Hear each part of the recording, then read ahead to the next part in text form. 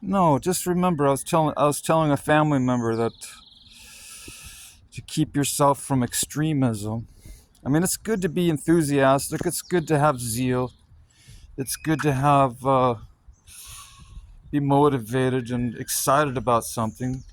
But the Apostle Paul said that, yeah, if it's according to knowledge, people go all out on something, and they're out there on the streets with their Bibles or religious literature, or whether it be even if it's people from different religions, they're out there passing out their brochures or literature and trying to persuade you, at least or whet your appetite so you can become interested in what they believe in. So they try to sell you up on something, an idea, a philosophy, some kind of dogma. But yeah, it's okay. It's interesting to listen to these people. I listen to them, and they have some very interesting things to say, and it certainly can add to your knowledge base. Even if you don't pursue it as a personal interest. Uh, but you have the right to, you have the freedom still in this country to choose different systems of thought. You can embrace certain doctrines and covenants and commandments and things like that, like when it comes to, but there's still going to be differences of opinions. I mean, just watch how the courts work, they try to follow a certain rule of law, but you always have people challenging it, coming up and saying, appeal. That's what the appeal process is. It's nothing's 100%. If it was 100% infallible, it couldn't be protested. It couldn't be, if it was indisputable, if it was so rigidly correct and 100% true, then guess what? There'd be no lawyers, because how could a lawyer argue his point if it's totally cut and dry, if it's totally cookie cutter? There must be some very room for wiggle room in the legal codes, because you wouldn't have lawyers. They try to weasel out, they try to what do you call it, weave back and forth to try to prove innocence or prove guilty based on according to the laws.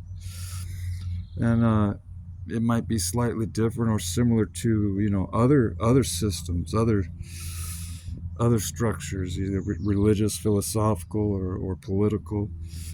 You still have Democrats, you still have middle of the road libertarians, Democrats, Republicans. You got all these different factional groups, and they each have a different take or a different angle on the supposed truth. They'll try to argue their case. They'll try to persuade you to jump on board to their train, and be part of their memberships.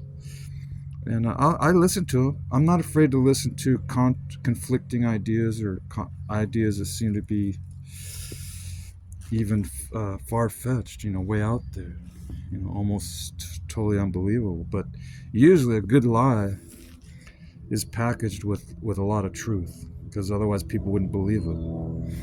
It can't be outrageously ridiculous, because you wouldn't get any followers.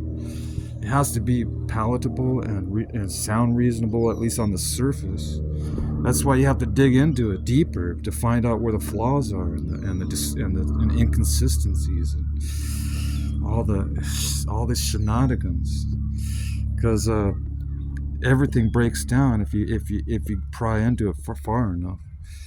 It's like, wait a minute, this doesn't really make sense here. I mean, they're saying this, but in actuality, it's like this. So you have the choice. You have freedom of will. You can decipher things. You can reason things out. You can put things on the scales. You can differentiate. You can discern. That's what's beautiful about our existence. God didn't make us like robots with strings on our arms. Puppets. I mean, in a certain respect, that might be true to a certain point, up to a certain point, to a certain level. But at the same time, We seem to have the abilities to make our own choices. But even one might argue, well, maybe they're not. Maybe they're choices, apparent choices, but maybe they're just different options that were already there before the foundations of the world, if you will. If you believe in predestination from the Bible, it talks about people being predestined to follow God before they're even born. I mean, how could that be? That's not choice.